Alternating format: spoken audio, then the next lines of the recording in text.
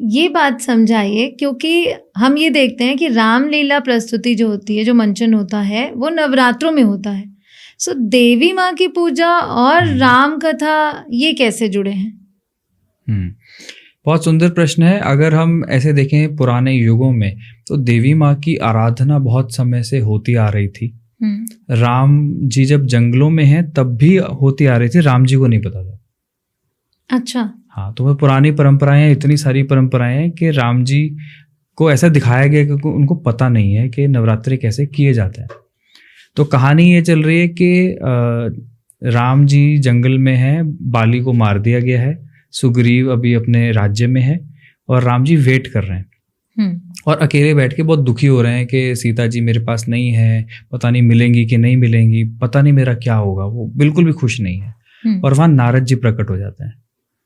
तो नारद जी कहते हैं कि मैं आपको उपाय देता हूं, देवी माँ के नवरात्रे आ रहे हैं, आप 9 दिनों की देवी माँ की साधना करो, उन्हें प्रसन्न करो, उनसे आशीर्वाद प्राप्त करो। तो राम जी कहते हैं अच्छा ये विधि क्या है, मुझे बताइए। तो वो नवरात्र विधि नारद जी राम जी को बता रहे हैं जब वो किष्किंधा में है।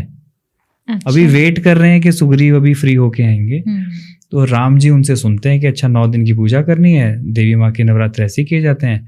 वो पूरे निष्ठा से करते हैं और देवियाँ प्रकट हो जाती हैं 9 दिन की पूजा से। हाँ, और देवी माँ उनको आशीर्वाद देती हैं कि तुम रो क्यों रहे हो, मैं तुम्हें आशीर्वाद देती हूँ कि तुम सीता जी को ढूंढ भी लोगे, रावण को मार भी लोगे, अपनी सीता को वापस ले जाकर राम राज्य की स्थापना भी करोगे, और मैंने तुम्हें जन्म ही इसीलिए दिया है, मैंने तुम्हें धरती पर भेजा ही इसीलिए है, यही तुम्हारा प्रयोजन है, ये तुम जरूर पूर्ण करोगे। तो ये आशीर्वाद देवी माँ से लेकर राम जी चले हैं।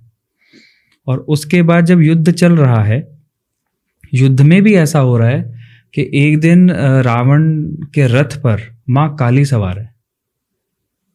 अच्छा। तो राम जी देख रहे हैं कि ये कैसे पॉसिबल है, रावण के रथ के ऊपर माँ काली दिखाई दे रही है। मतलब वो तंत्र विद्या करके माँ काली को प्रसन्न कर लाया अपने साथ, और आज रावण जहां भी जा रहा है जीत ही रहा है।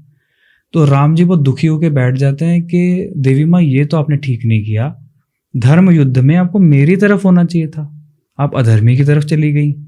तो बड़ा मन में उनको कष्ट है कि माँ काली क्यों किया आपने।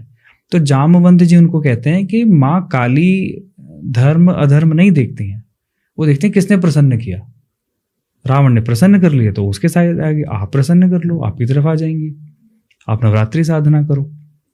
फिर वो वहां भी नवरात्रि साधना कर रहे हैं, जो दशहरे के पास पहुंच गए हैं हम, वहां नवरात्रि साधना करते हैं। फिर देवी माँ प्रसन्न होती हैं, उनकी परीक्षा भी लेती हैं कि 1000 कमल पुष्प हर रोज चढ़ाने हैं देवी माँ को, और लास्ट नवरात्रि पे एक पुष्प कम हो जाता है, देवी माँ वहां से एक पुष्प हटा देती हैं। और राम जी जो हैं वो बस ऐसे किए जा रहे हैं कि जरा हनुमान जी 1000 ही लाए होंगे, और देख रहे हैं एक पुष्प नहीं है, और नियम ये उठ नहीं सकते, आप पूछ नहीं सकते कहाँ गया, आपको चढ़ाना ही है, नहीं तो वो पूरा नहीं होगा। तो देवी माँ देख रही हैं, अब देखो क्या होगा। तो राम जी को याद आता है कौशल्या माँ हमेशा मुझे कहती थी कमल नयन, तुम ही तो हो कमल लोचन, तो तुम्हारी आंखें ही कमल के समान है। तो तीर उठाकर अपनी आंखें निकालने लगते हैं कि ये मेरा आखिरी कमल चढ़ा दूं। इतने में देवी माँ हाथ पकड़ लेती हैं कि बस आपकी जो परीक्षा थी पूर्ण हुई। और ऐसा कहते हैं देवी माँ राम जी के अंदर ही चली गई हैं, उन्होंने ब्लेस नहीं किया है, उनके अंदर ही आ गई हैं।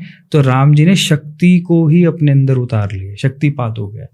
तो एक तरीके से देवी माँ ही राम जी के हाथों रावण का वध कर रही हैं। और विजयदशमी पर हम ऐसा मानते हैं कि विजयदशमी पर राम जी ने मारा है, एक्चुअल में वो वही है जो देवी माँ बंगाल में दशमी पर महिषासुरमर्दिनी है, तो वही नेगेटिविटी को मार रही हैं। यहाँ भी राम जी के अंदर जाकर उन्होंने मारा। तो देवी माँ के बिना तो राम जी के पास भी शक्ति नहीं है। ये इतनी सुंदर कथा है जहाँ पर देवी माँ और राम जी एक साथ दिखाई देते हैं। तो ये जो हमारा दशहरा और विजयदशमी और बंगाल में दुर्गा पूजा, ये ऐसे जुड़ता है कि बिना दुर्गा के, दुर्गा का शब्द का मतलब होता है दुर्गति नाशिनी।